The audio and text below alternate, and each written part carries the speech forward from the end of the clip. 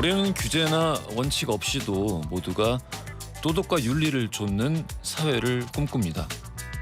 하지만 꿈일 뿐이죠. 인간의 본성에 위배되기도 하고요. 이를 막기 위해 인류는 역사를 통틀어 여러 가지 이름의 시스템을 만들어 왔습니다. 종교가 선악의 개념과 사후세계의 징벌을 도입해서 도덕적인 삶을 살아갈 수 있도록 유도했고, 철학이 윤리적인 삶이 어떻게 개별의 삶에 이로운가에 관해 규명했습니다. 가장 최신 발명품은 정치입니다. 사람 하나하나의 개인 윤리에 기대지 않더라도 사회적 차원에서 최소한의 공공선이 실천될 수 있도록 큰 틀의 규칙을 만드는 것. 잘 안 되면 고치고 정비해서 시스템을 만들어내는 것, 그것이 정치입니다. 부동산 문제가 되었든 어떤 특권의 문제가 되었든 시대와 정권과 정당을 가리지 않고 늘 되풀이되는 특정한 문제들을 보고 있으면 그래서 답답합니다.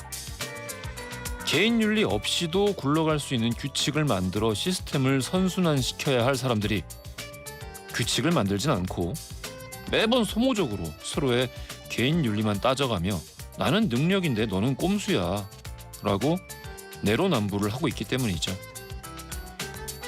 왜 공직자의 자격, 공천의 자격에 우리가 공인들에게 요구하는 원칙과 규칙이 빠져 있을까요?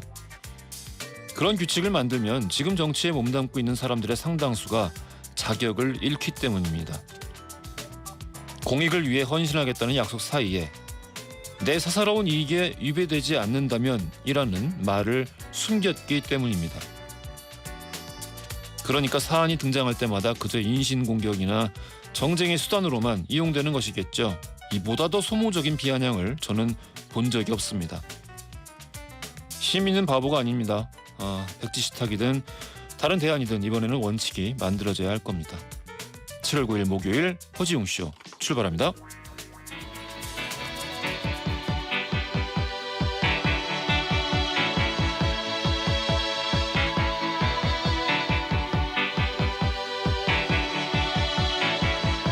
Heart is a balloon,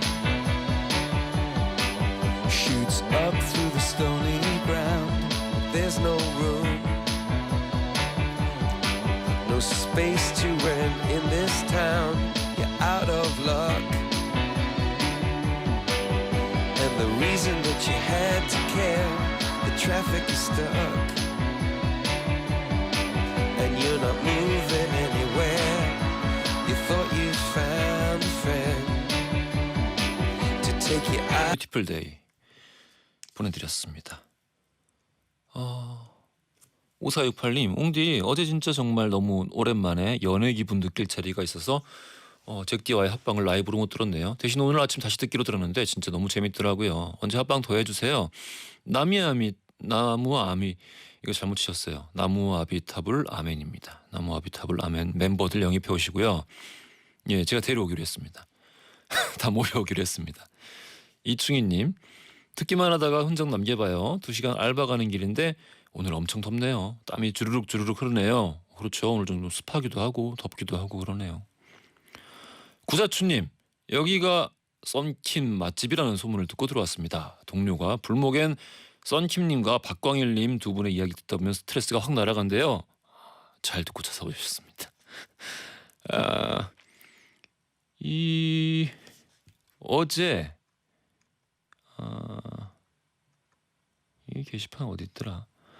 지금 안 보이는데 어제 그 사연 소개가 됐는데 당첨이 안 됐더라, 서운하다라고 하신 분이 있었는데, 그게 저희 100일 방송 때는 소개되신 분들 전부 다 100% 선물을 드렸는데 이제 평소 때는 그런 게 아니라서 그랬던 것 같습니다. 예, 이해 부탁드리고요. 서운해하지 마세요. 다시 될 겁니다. 예. 자, 다양한 사연들 기다리고 있죠. 짧은 건 50원, 긴 건 100원이 드는 문자 샵 1035나 무료인 고릴라 또는 허지웅씨 홈페이지에 사연을 남겨주시면 잠시 후 전지적 리편 시점에서 이야기 나눠보겠고요. 추첨 통해서 청소이사 전문 영국 크린에서 필터 샤워기, 문서 서식 사이트 예스폼에서 문서 서식 이용권을 비롯한 다양한 선물 보내드리겠습니다. 방금 문자에 이야기 나왔던 것처럼 역사 이야기 나눠보는 목요일입니다. 야사의 달인 썬킴 교수, 역사 여행 전문가 박광일 작가님 모시고 오늘은 역사 속 독살 사건에 대해서 이야기해 보겠습니다.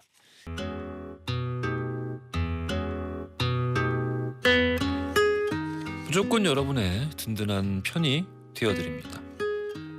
전지적 니편 시점 오늘은 2992님 사연으로 시작합니다. 환갑의 나이에 취업에 성공했어요. 15일부터 출근합니다. 기분이 너무 좋아요. 옹디도 축하해주세요. 환갑의 나이에 야 이거 참 대단한 일인데요. 15일부터 지금 며칠 안 남았네요. 너무 축하드리고 그래도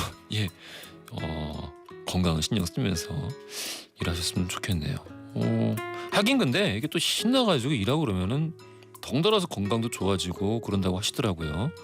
어르신분들 이야기 말씀 들어보면은 축하드립니다.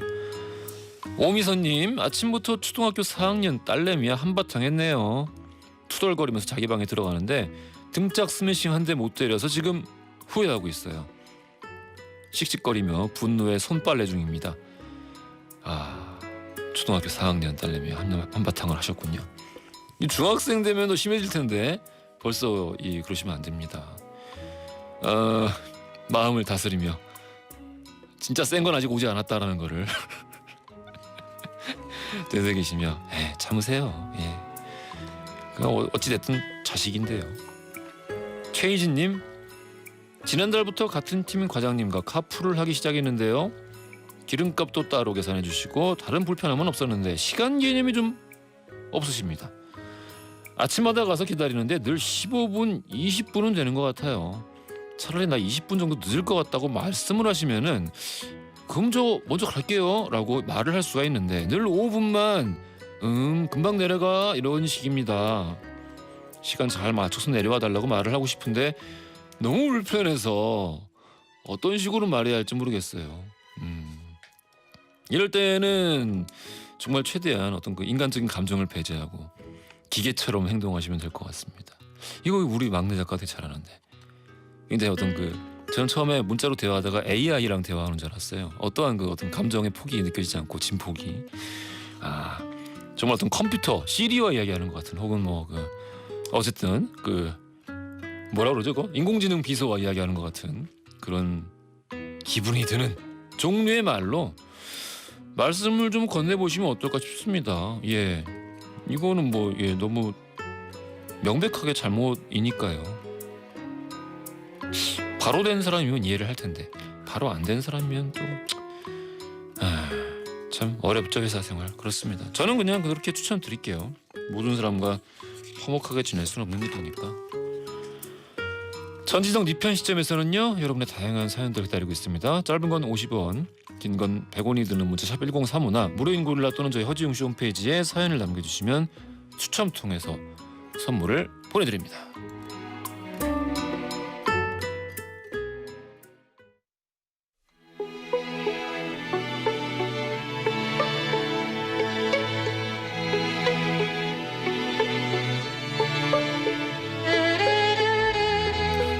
과거 속 역사를 통해 현재를 들여다봅니다.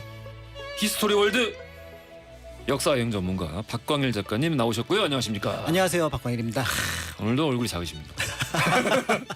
언젠가부터 얼굴 작은 박광일 작가님으로 통하고 있습니다. 잡박다식의 대명사 얼굴의 스케일은 다만 큰 야사의 달인 썬킴 교수님 나오셨습니다. 안녕하십니까? 제가 지난주에 그 충격을 받고 오늘은 머리를 왁스로 바짝 누르고 왔거든요. 좀 작아 보이지 않나요? 큰 효과는 없어 보이는데 실패했군요. 이를 어쩌면 좋나. 원판 불변의 법칙은 바뀌지 않습니다. 앞으로 막 내리시면 괜찮을 것 같은데. 이제 못 내려요. 그럼 다음 스케줄 못 가. 안 갖고 와서 왁스를요.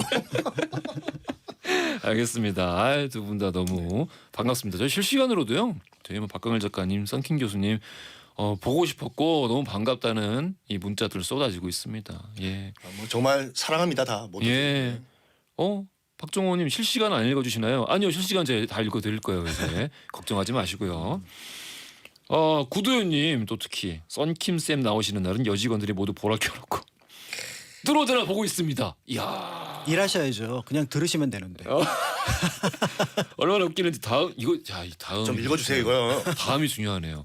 다음 생엔 썬킴 선생님 같은 유머러스한 남자와 결혼하고 싶어요. 제가 한때는 국민사위라는 별명이 있었습니다. 그 한때가 어떤 한때죠? 글쎄요, 잘 기억이 안 나요.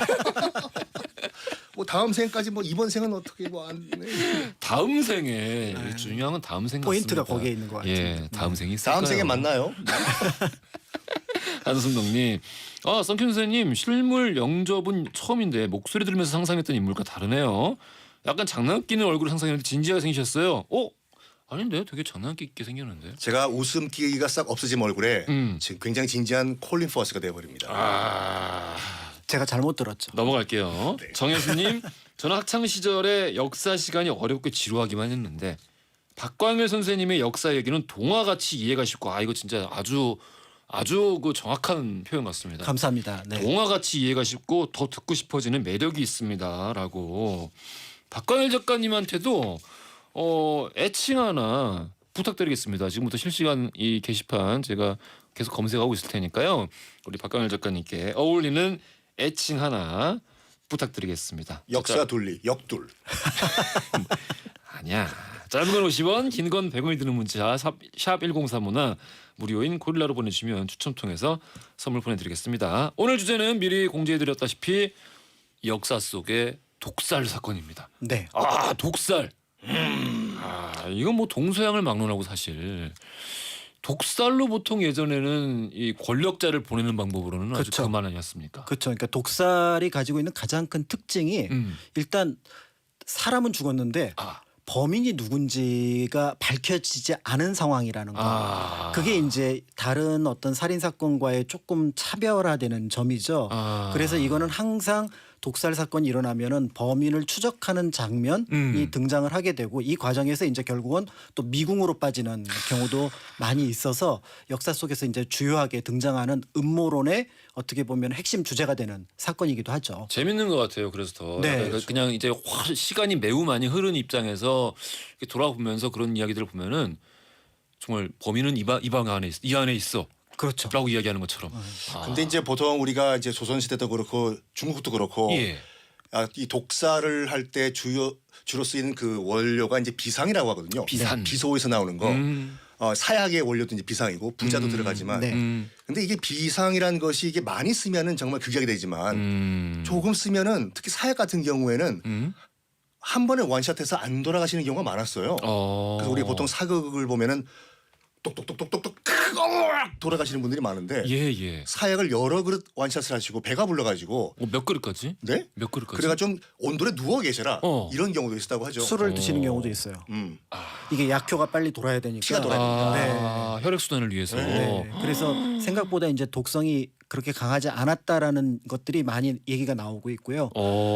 그런데 이제 그 비상이라고 하는 게 또 일상적으로 많이 쓰였다고 합니다. 그래서 이제 그게 농약 대체용으로 많이 쓰였고 특히 이제 쥐를 잡을 때 그 보통 맞아요. 이제 밭 같은 데 보면 쥐가 이제 큰 해가 되니까 예. 그럴 때 비상을 써서 비상은 어지간한 사람들은 다 갖고 있었는데 문제는 그게 독성 성분이 있어서 결국 이제 독살에 주요한 어떤 재료가 됐다라는 면에서 여러 곳에서 이제 그런 사건들이 일어났을 거다라는 것들이 가능하고 실제로 기록으로도 굉장히 중요한 독살 사건들이 몇 가지 등장을 하고 있습니다. 기록이 이미 되어 있고. 네. 근데 궁중에서는 이 비상을 소지하면 안 됐던 것이 솔직히 이 장희빈이 그 장희빈이 아니라 그 패비윤 씨가 이제 폐위가 된 것이 물론 예. 뭐 질투 때문에 그렇지만 이게 자기가 비상을 소지하고 있던 거에 걸려가지고 그것 때문에 폐위가 된 것이 가장 큰 이유 중에 하나죠. 그렇죠. 네.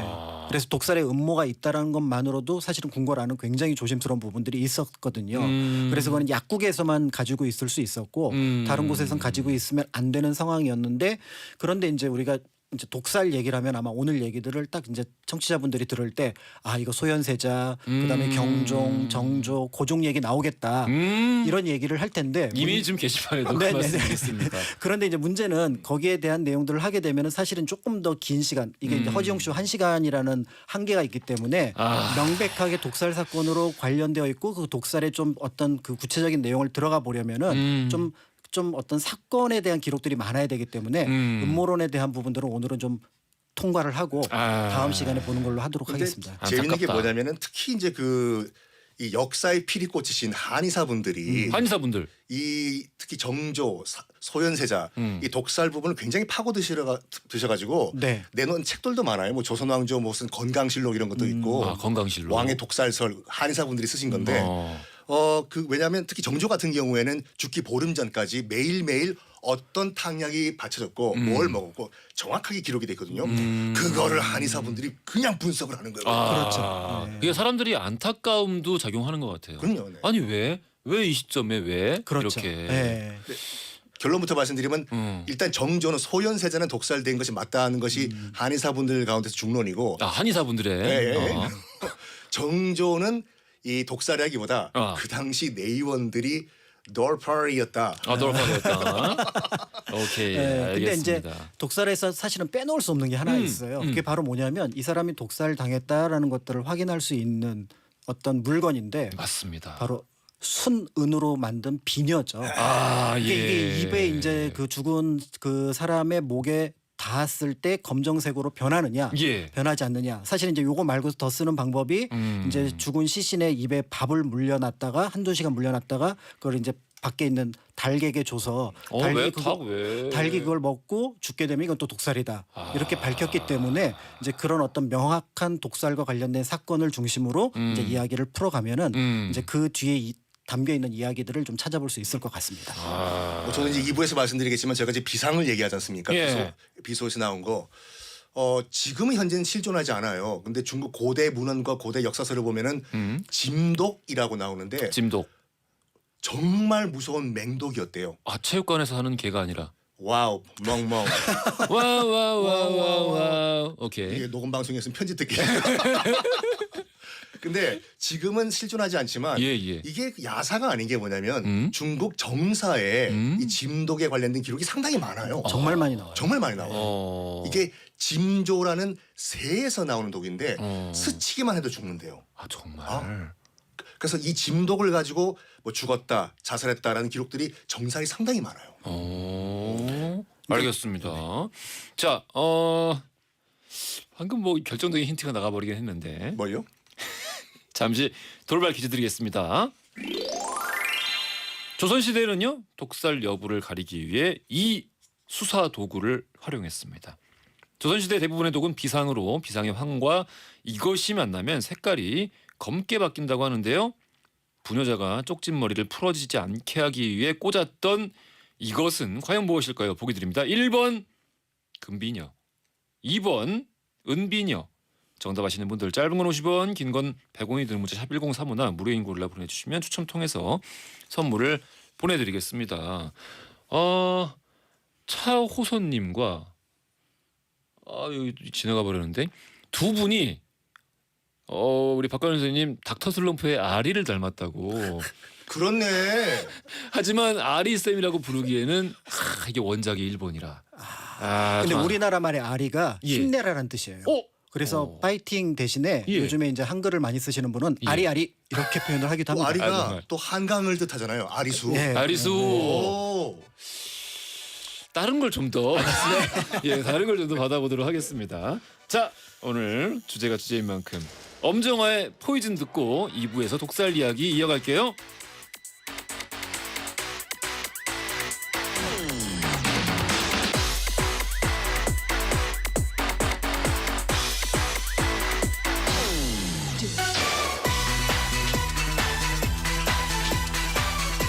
허지용 쇼.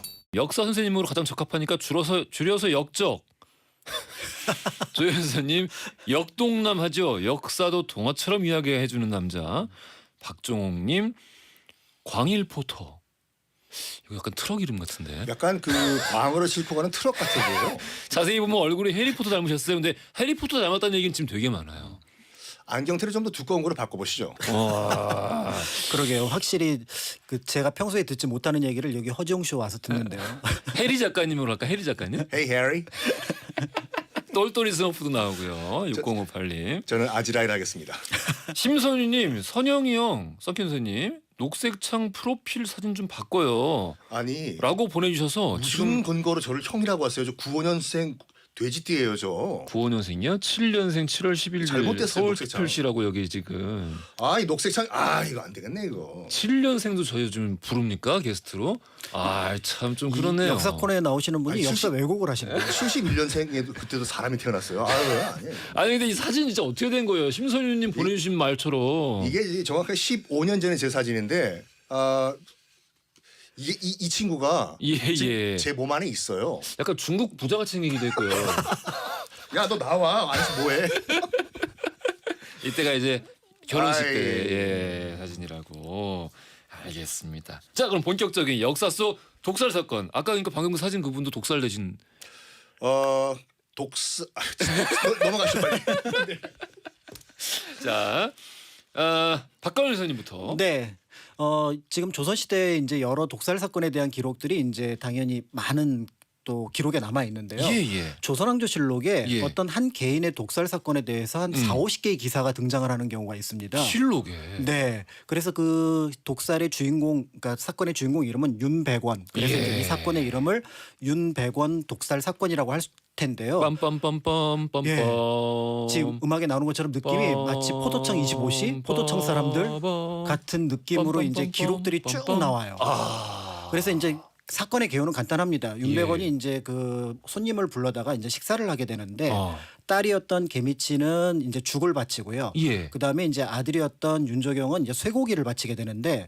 소고기가 낫지. 예. 그런데 문제는 이 두 개의 음식을 먹고 윤백원이 죽고 그 친구분은 크게 그러니까 그 탈이 나서 죽다가 살아납니다. 야 이거 완전 추리소설인데. 둘 중에 그러면은 어떤 거냐? 그렇죠. 독이 든 게. 그렇죠. 그러니까 이제 여기에서 나중에 결국은 아버지가 죽었는데. 예. 그러니까 이제 각자 이제 그 관청에다 고소를 하게 되는데 개미치는 저 아들놈이 바친 쇠고기에 문제가 있다. 참고로 이 아들은 첩의 자식이고요. 첩의 아들이고. 개미치는 정실의 딸이니까 정실의 양반이었습니다. 딸이고. 그런데 첩의 아들이었던 윤조경이 보기에는 저 개미치가 죽을 올렸는데 이 죽에 독이 들어있는 것 같다라고 얘기를 해서 역시 고소를 하게 됩니다.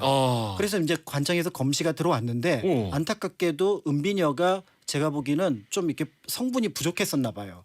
그럼에도 불구하고 그 정황으로 볼 땐 이거는 독살이 분명하니 저 둘 중에 하나가 독살을 했던 범인이다라고 이제 조사에 들어가게 됩니다. 은비녀 색깔은 안 변했고. 은비녀 색깔은 안 변했어요. 수댕이었나? 그게 문제인 거죠. 그래서 이 문제를 해결하기 위해서 나중에는 조선시대에 순은 그러니까 100% 은으로 된 비녀를 비치하도록 법으로 정해놓습니다. 이게 법으로. 아마 이게 갑작스럽게 아마 현장에서 아마 주변에 비녀 가지신 분 해가지고 넣었을 가능성이 있는 거죠. 아무튼 이게 이제 독살이라고 판명이 났고 그리고 나서 이제 조사에 들어갔는데 결국은 이제 정황 증거를 따지다 보니까 이 개미치가 아버지랑 엄청 싸운 거예요. 사이가 안 좋았군요. 예, 그래서 이 개미치가 사실은 이제 이혼을 하고 와서 자기가 이제 그 좀 평민 천민 남자들하고 어떤 정분이 났던 것 같습니다.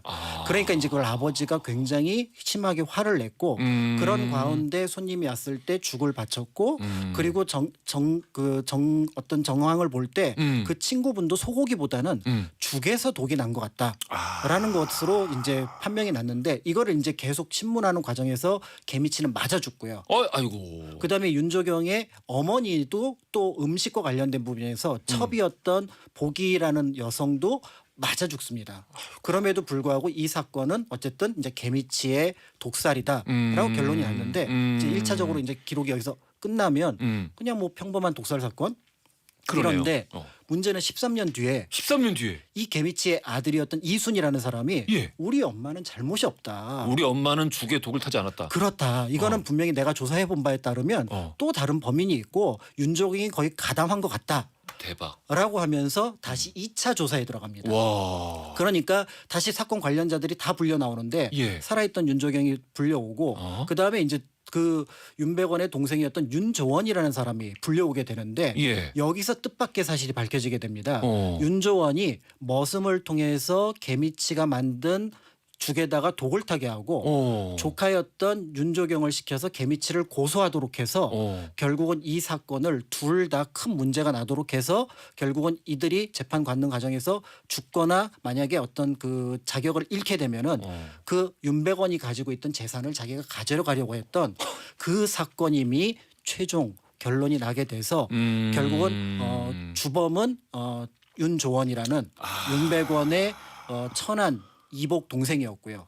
그다음에 이제 종범이 윤조경 그리고 개미치는 모함에 의해서 죽은 억울하게. 걸로 이렇게 판가름이 났는데 났는데 대 왜 또 대예요? 다시 이게 광해군 때 재조사에 들어갑니다.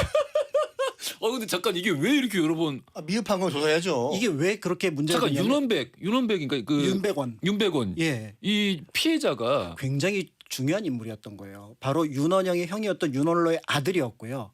그다음에 윤백원의 그 부인이 중종의 딸입니다. 그러니까 그래서 중종 이렇게 공주의 실록에. 예, 그러니까 왕실 사람이기도 하고 자식이 아버지를 죽였기 때문에 강상죄에 해당하는 거예요. 이게 양쪽에 중요한 어떤 사건에 걸려 있어서 결국은 이게 이제 세 번째 광해군 때 다시 한번 재조사에 들어가는데 이때는 안타깝게 취조 기록이 모두 사라져요. 임진왜란.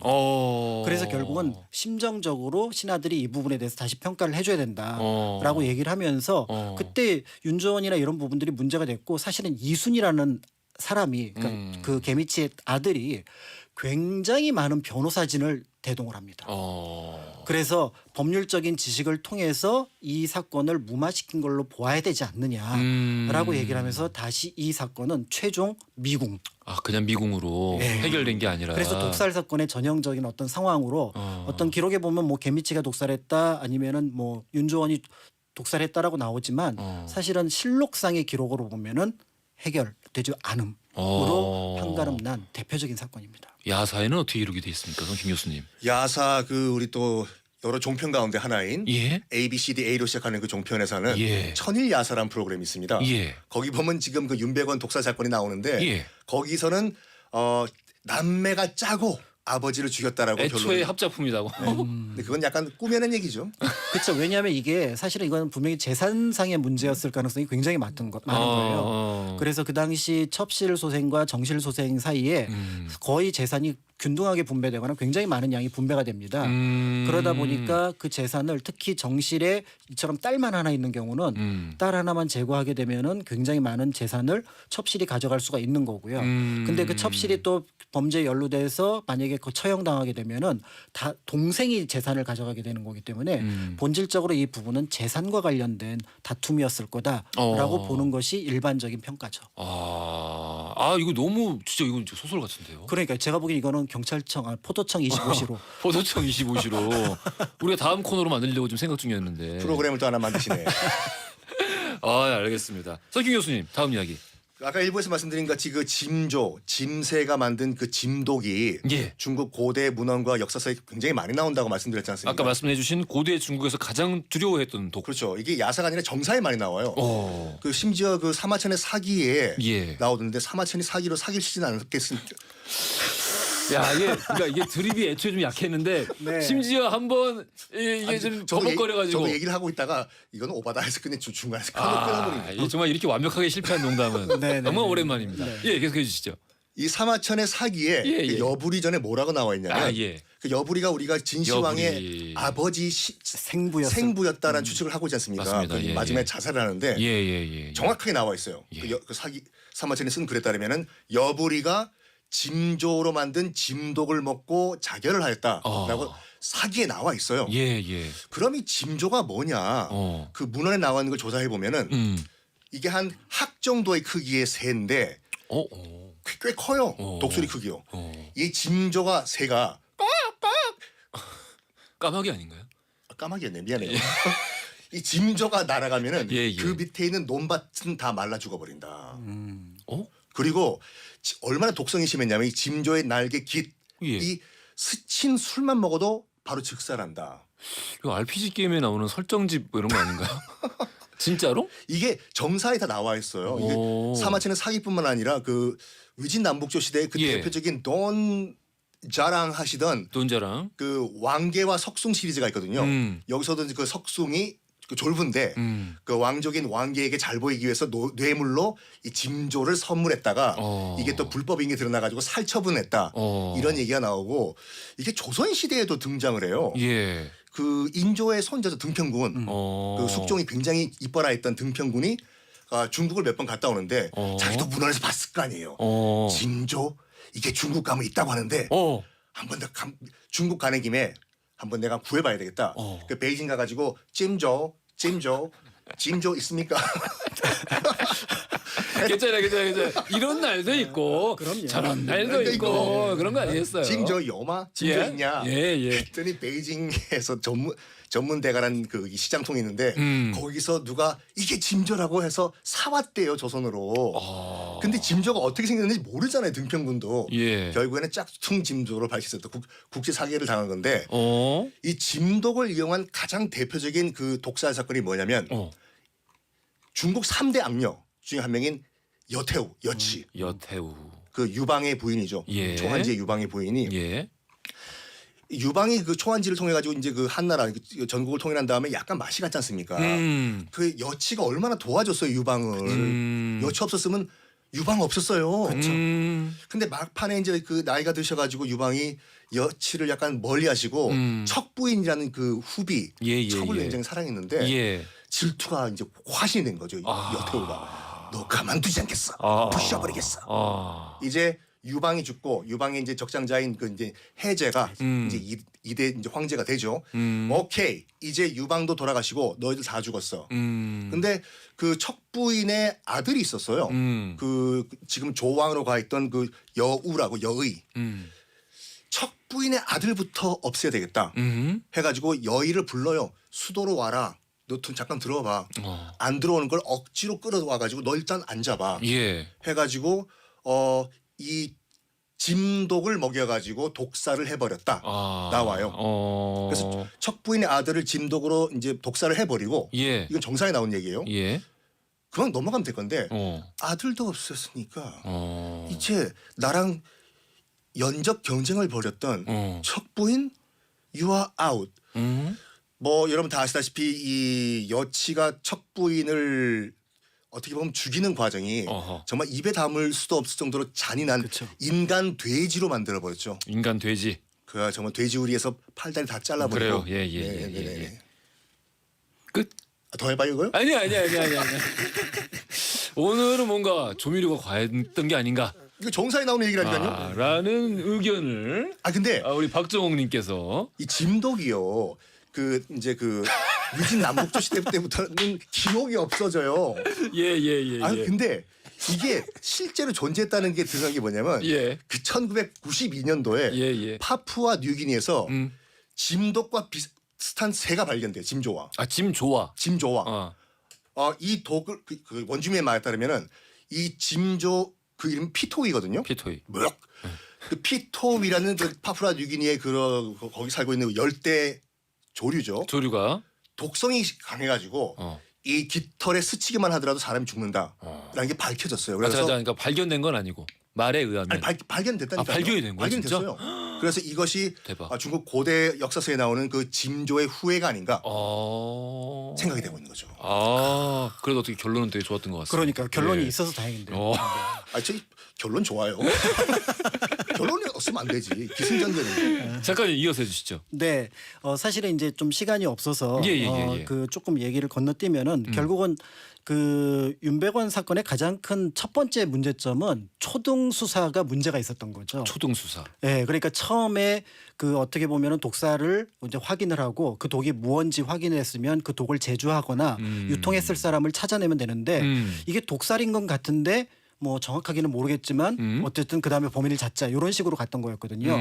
그래서 이런 부분들에 이제 문제가 있을 수 있어서 조선시대에는 굉장히 중요한 검시 제도가 있었습니다. 검시 제도. 그러니까 사람이 어떤 범죄에 의해서 죽게 되면은 그 사람이 어떤 범죄와 관련되어 있는지를 시신을 이제 지금으로 지금 부검을 하는 건데요. 예. 그 부검 제도를 적은 책이 바로 증수무언록 언해라는 책입니다. 근데 유교 사상에 좀 어긋나지 않나요? 그럼에도 불구하고 이 형사 사건이 굉장히 중요하다고 생각을 했고요. 예. 이 무언록이라는 게 원한이 없도록 한다는 책이에요. 그러니까 죽은 사람이 말을 하지 않는다라는 게 우리가 보통 알려져 있는 얘기인데 그렇습니다. 사실은 죽은 사람은 말을 한다라고 얘기를 하거든요. 지금 법의학자들도 그렇게 똑같이 얘기하죠. 그렇죠. 이 사람이 어떻게 죽었는지를 알게 된다면 범인을 찾아낼 수가 있는데 그래서 이 무언록을 편찬했던 분들이 뭐라고 얘기를 하냐면 이 시신을 검수하는 것은 죽은 사람을 검사하는 것이 아니라 살 사람을 죽이고 죽일 사람을 살린다라는 거예요. 이야. 그래서 기본적으로 검수는 검시는 3번을 하게 되어 있습니다.